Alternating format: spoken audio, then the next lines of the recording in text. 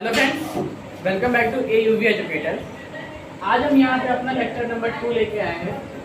कल हमने अपने फर्स्ट लेक्चर में बैंकिंग कोड स्टार्टिंग की थी और बैंकिंग कोर्स में हमने पढ़ लिया था IFSC कोड के बारे में, MICR कोड के बारे में तथा शिफ्ट कोड और मतलब शिफ्ट कोड या फिर शिफ्ट सोसाइटी के बारे में हमने पढ़ लिया था। वहाँ तक ही अपना कंप्लीट कर लिया था।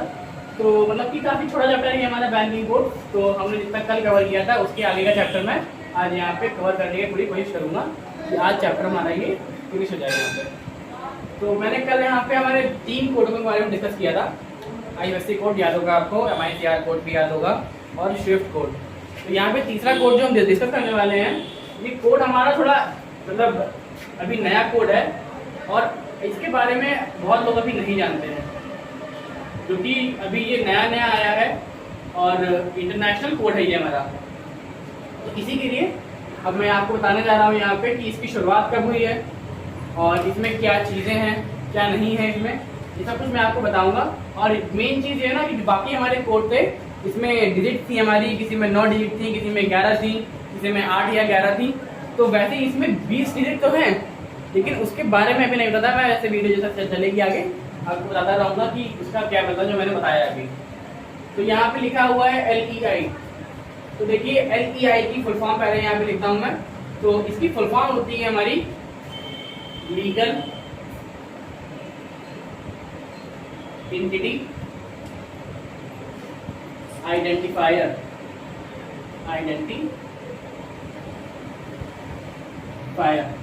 तो देखिए यहाँ पर मैं लिख दी इसकी LEI की फुल फॉर्म।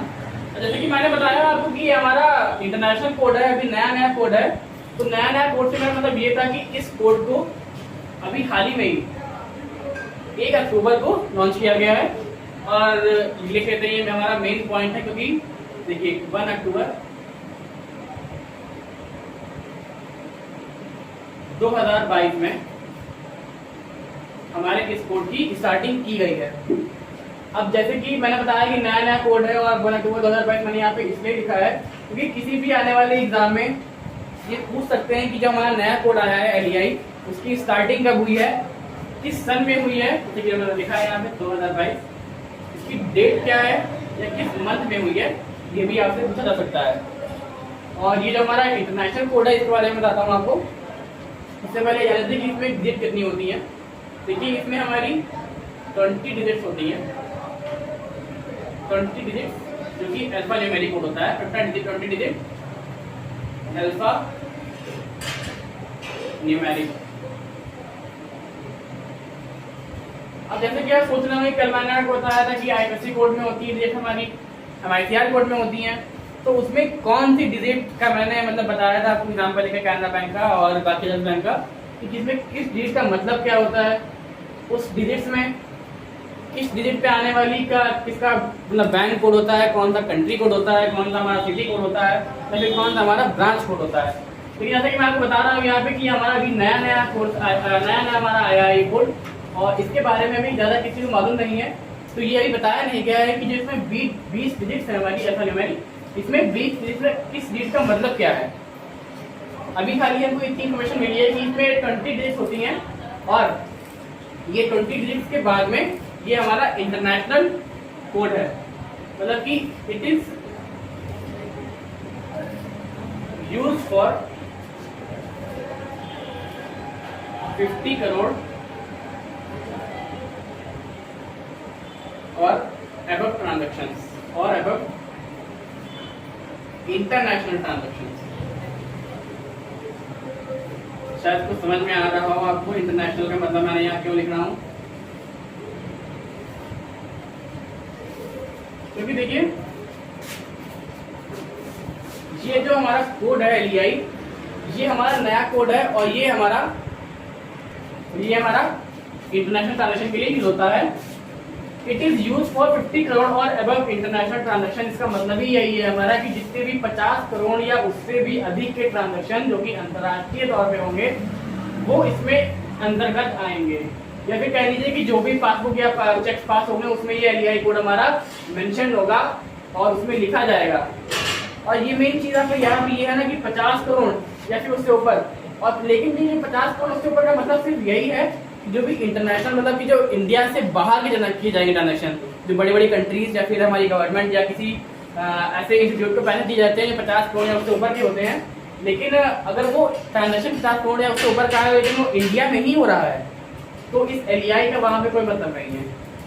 यदि मान लीजिए इंडिया से अमेरिका को या इंडिया से फ्रांस से या इंडिया से रशिया को कोई भेजा जाता है ट्रांजेक्शन जिसमें 50 करोड़ से ऊपर का है, तो उसमें वो तो एक हमारा इंटरनेशनल ट्रांजेक्शन होगा, केवल उसी में ये यूज किया जाएगा। अगर इंडिया के अंदर ही इसको इसमें करना है कोई ट्रांजेक्शन 50 करोड़ या उससे ऊपर का, तो उसमें यहाँ पे इसका LEI का कोई रोल नहीं रहने वाला है। तो आप समझ गए होंगे इस चीज की इंटरनेशनल का यहाँ पे मतलब क्या है। तो देखिए इसका एक रिवीजन कर लेते हैं। LEI इसकी फुल फॉर्म हमारी होती है लीगल एंटिटी आइडेंटिफायर। कब लॉन्च किया गया है हमारा कोड?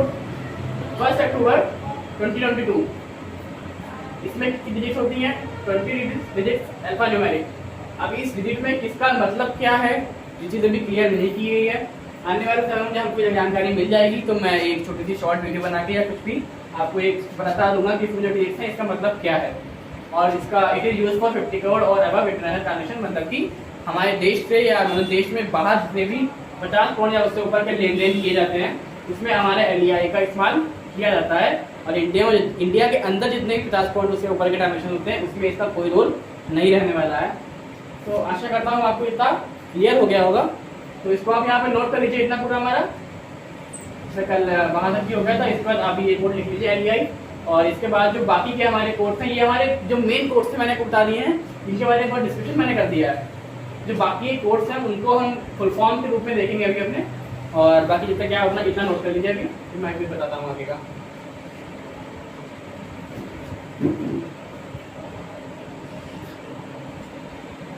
तो उम्मीद करता हूँ मैंने आपने उतना लिख लिया होगा। तो अब मैं बात कर रहूँगा यहाँ पे हमारे दूसरे बाकी कोर्स हैं। कोर्स कह लीजिए फिर उसका इतना डिस्कशन करने की यहाँ पे ज़रूरत नहीं है, क्योंकि जितने भी अब तक एग्जाम्स हुए हैं उसमें से उसकी फुल फॉर्म पूछ के ही काम चलाया गया है, क्योंकि उसका इतना कोई मेन रोल रहता नहीं है कि उसमें बाकी डिस्कशन पूछा जाए, उसमें जो डिजिट्स हैं उसके बारे में पूछा जाए, और ना ही कोई उसके बारे में पढ़ाता है, और इसके बारे में तो बताते भी नहीं है ऐसा। लेकिन मैं आपको इसकी फुल फॉर्म यहाँ पे लिखा दे रहा हूँ, जो हमारे कुछ मेन 2-3-4 कितने भी मेन हमारे हैं फुल फॉर्म्स वाले, मैं उसको बताता हूँ आपको। जैसे कि यहाँ पे हमारा पहला सामने आता है CIF नंबर। तो देखिए CIF, तो देखिए जो हमारा CIF नंबर होता है इसकी फुल फॉर्म यहाँ पे हमारी होती है कस्टमर इंफॉर्मेशन मोबाइल नंबर।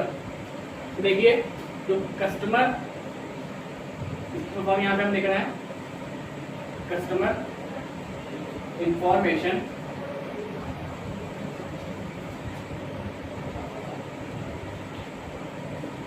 और यहाँ फाइल नंबर। तो बाकी टॉपिक सभी मैंने पढ़े हैं, इसमें पूरा डिस्कशन किया है, इसमें उसकी डिफरेंस जरूरत भी नहीं है। तो यहाँ पे सिर्फ इसकी फुल फॉर्म से ही हमारा पूरा काम बन सकता है, क्योंकि एग्जाम्स में अभी तक की सिर्फ इसकी फुल फॉर्म ही पूछी गई है, बाकी पूरा पढ़ने का यहाँ पे हमारा कोई मतलब नहीं है इसमें।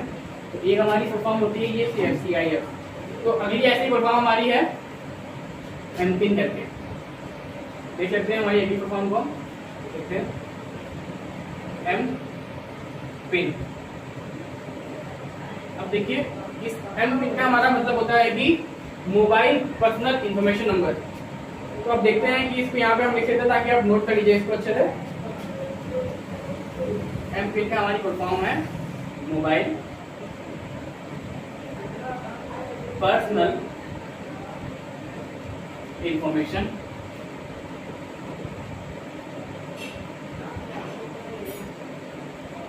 नंबर। देखिए ये हमारे यहाँ पे 2 फॉर्म लिखनी है बोर्ड पे सामने अपने, MPIN और CIF, जिसमें CIF फॉर्म होती है customer identification sorry information file number, और जो हमारा MPIN होता है उसकी फॉर्म होती है हमारी मोबाइल पर्सनल इंफॉर्मेशन नंबर। और ऐसे ही हमारी तीसरी फॉर्म यहाँ पे बनती है MMID के नाम से, MMID। इसमें आप समझ रहे होंगे कि MM इसमें, और हमारा ID का मतलब ही यहाँ पे आइडेंटिफायर है, जिसकी फुल फॉर्म हमारी होती है mobile money identifier. Mobile money identifier. इसी के साथ मैं आपको ये भी बता देता हूँ कि जो हमारा मोबाइल मनी आइडेंटिफायर होता है, इस मोबाइल मनी आइडेंटिफायर में खाली इतना आप लिख लीजिए कि एक बार एग्जाम में पूछा गया है, इसकी डिजिट्स होती हैं 7 डिजिट। ठीक है, तो बाकी सब में जो मैंने डिस्कशन किया था उसमें इसमें उसकी इतनी आवश्यकता नहीं थी, सिर्फ इतना इनफ है हमारे लिए कि अभी तक के एग्जाम में सिर्फ इसकी फॉर्म पूछी गई है। और इन दोनों की तो मैं बता दूँ आपको अभी तक की इसमें कोर्स आज तक नहीं पूछे गए हैं, ना ही इसमें कोई डिजिट पूछी गई है। इसमें शायद एक बार पूछा गया हो, इसलिए मैंने आपको बता भी दिया है, कुछ भी छोड़ नहीं रहे हैं आपका। 7 डिजिट कोड होती है हमारी इसमें, जो कि मैंने लिख दिया है यहाँ पे। और बाकी इसमें और ऐसा कुछ नहीं है कि इसका और डिस्क्रिप्शन किया जाए, ऐसा कुछ बताया जाए, तो इसको आप लिख लीजिए यहाँ पे। बाकी इसके बाद मैं आपको बताता हूँ और चीज़ें, इसको हम यहाँ पे लिख लीजिए।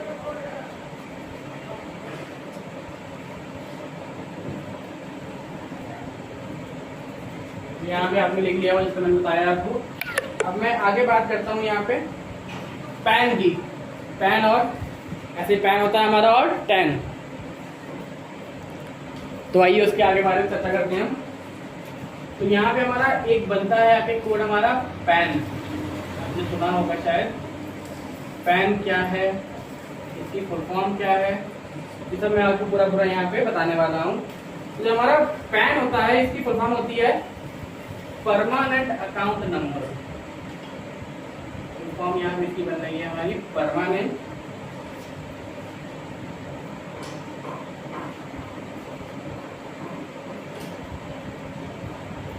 Account number. ये हमारी इसकी फुल फॉर्म बन गई है। और मैं बताता हूँ आपको इसमें आगे कि इसकी डिजिट्स होती हैं इसमें, और इसको एग्जांपल लेके भी आपको मैं एकदम क्लियर कर दूंगा। तो बता दूं आपको यहाँ पे कि इसमें हमारी 10 डिजिट्स होती हैं जो कि अल्फा न्यूमेरिक होती हैं। 10 डिजिट्स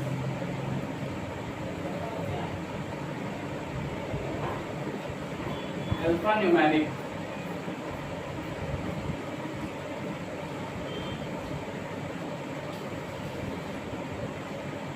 देखिए क्लियर दिख रहा होगा आपको। यहाँ पे हमने लिख लिया है कि 10 डिजिट अल्फा न्यूमेरिक कोड होता है ये हमारा।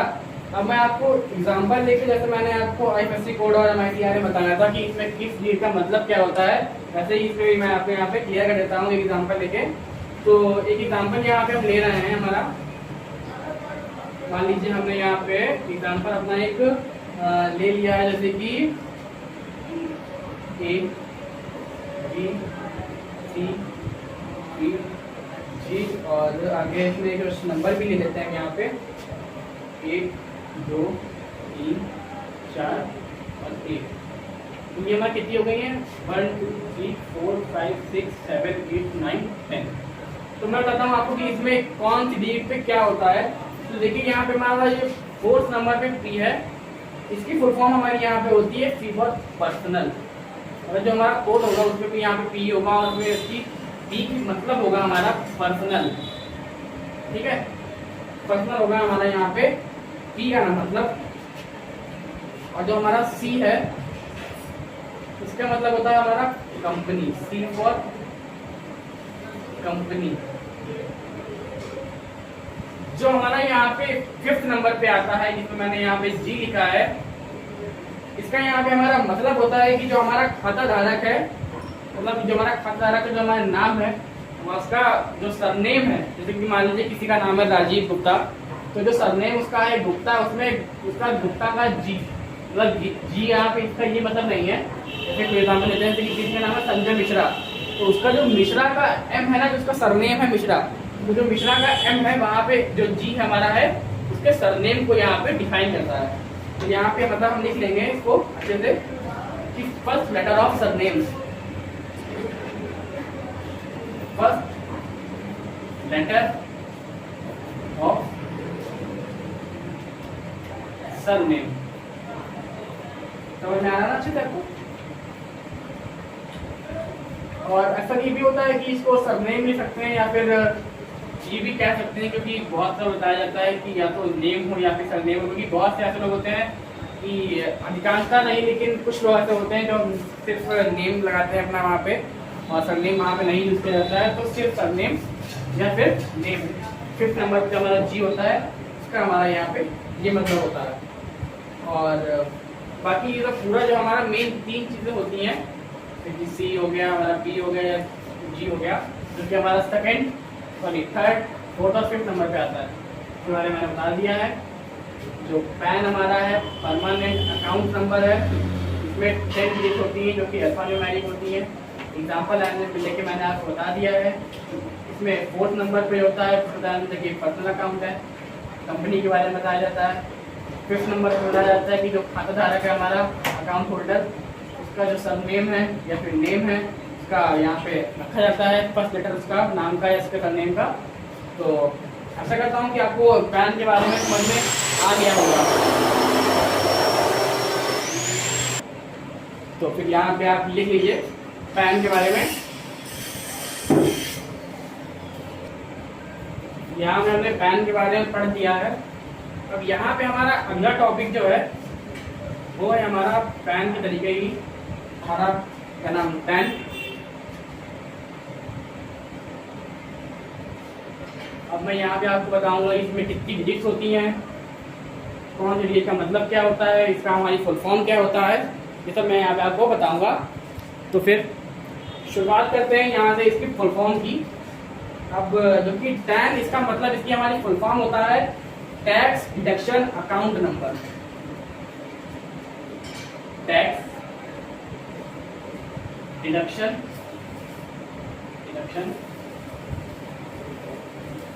अकाउंट नंबर, इसकी हमारी फुल फॉर्म बन गई यहाँ पे टैक्स डिडक्शन अकाउंट नंबर। अब मैं यहाँ पे आपको बताता हूँ कि इसमें कितनी डिजिट्स होती हैं। तो देखिए पैन की तरीके ये भी हमारा 10 डिजिट अल्फा न्यूमेरिक ही होता है, 10 डिजिट अल्फा न्यूमेरिक ही होता है। अब मैं आपको यहाँ पे एग्जांपल देके ये भी क्लियर कर देता हूँ कि जो हमारी 10 डिजिट अल्फा न्यूमेरिक कोड है ये हमारा 10, इसमें कौन सी डिजिट का मतलब क्या होता है, मतलब कि मेन जो चीज होती है खाली इसके बारे में क्लियर कर देता हूँ मैं आपका। जो 10 डिजिट है यहाँ पे मैं एग्जांपल ले लेता हूँ छोटा सा। तो देखिए यहाँ पे मैंने कि मान लीजिए कोई एग्जांपल दे देता हूँ, भाई हमारा ए बी सी डी, और यहाँ पे कुछ नंबर्स भी ले लेते हैं हम यहाँ पे, जैसे कि 1 2 3 4 5, और यहाँ पे आगे में ये रहते हैं, मान लीजिए ये हमारा यहाँ पे 1 2 3 4 5 6 7 8 9 और 10, ये 10 नंबर का हमने एक छोटा सा एग्जाम्पल पुट किया है यहाँ पे। तो देखिए मैं बताता हूँ आपको कि जैसे कि मैंने पहले आपको बताया था कि जो शुरुआत की 3 कोड हैं इसमें हमारे, ये 3 कोड 3 नंबर कह लीजिए, 3 डिजिट कह लीजिए, ये हमारे होते हैं सिटी कोड। मतलब कि इस देश के, मतलब देश हमारा भारत है, इसमें कौन से देश में, मतलब देश में जो कौन से शहर में जा रहा है, कौन से शहर का ये नंबर है, कि हर शहर का अपना एक नंबर होता है। तो वैसे कौन सिटी का ये कोड है, तो 3 शुरुआत की डिजिट होती है, ये दिखाती है कि सिटी कौन सी है। अब यहाँ पे बात करते हैं जो 4th नंबर होता है, ये कंपनी बताता है। जो डी है यहाँ पे, जो कि हमारा 4th नंबर पे आता है, 10 डिजिट के नंबर में, जो कि 4th नंबर में आता है, ये डी बताता है कंपनी नेम, किस कंपनी की तरफ से जो है ट्रांजेक्शन हो रहा है, या फिर किस ऑर्गेनाइजेशन की तरफ से ये ट्रांजेक्शन हो रहा है, ये सब कुछ बताता है। क्या कैसे बताता है, इसकी कोई भी कंपनी है उसके नाम, कंपनी के नाम के फर्स्ट लेटर, जैसे कि हमारा पैन में था जो अकाउंट होल्डर है उसके नाम के फर्स्ट लेटर से, वैसे इसमें जो कंपनी का नेम होगा उस कंपनी के नेम के फर्स्ट लेटर से ये हमारा बताता है, जो इसमें 4 डिजिट होती है, ये बताती है हमारी। तो इसको यहाँ पे आप लिख लीजिए अच्छे से, समझ में आ गया कि टाइम क्या है। इसकी फॉर्म हमारी होती है टैक्स डिडक्शन अकाउंट नंबर। किस डिजिट का होता है ये हमारा 10 डिजिट अल्फान्यूमेरिक। एग्जांपल लेके मैंने बता दिया है कि शुरुआत में इसमें सिटी कोड दिया होता है, 4th नंबर पे जो होता है हमारा कंपनी का नेम होता है, और जो बाकी का होता है क्या नाम, डी नंबर पे, मतलब बाकी जो इसका मतलब कंपनी नेम का जो फर्स्ट लेटर होता है यहाँ पे हम इसको शो करते हैं 4 डिजिट से। ये तो हमारा हो गया है। तो देखिए यहाँ पे बैंकिंग कोर्स में जो हमारे मेन कोर्स थे, अब जो सारे मेन का मतलब सारे कोर्स थे वो हमने यहाँ पे आपके डिस्कस कर लिए हैं।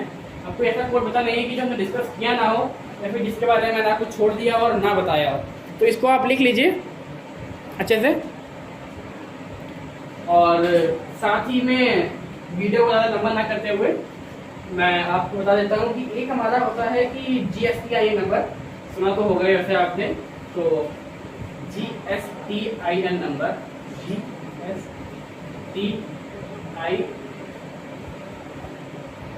नंबर, इसकी मैं यहाँ पे आपको फुल फॉर्म बता देता हूँ। लिख लीजिए इसको, थोड़ा नीचे करके मैं लिखते हूँ इसको, शायद ना आता है। GSTI,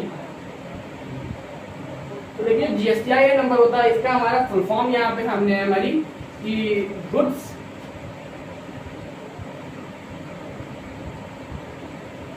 and service. देखिए यहाँ पे हमारा G से गुड्स, S से सर्विस हमारा यहाँ पे हो गया है। और जो बाकी का आगे का मतलब होता है GSTIN में टैक्स आइडेंटिफिकेशन नंबर,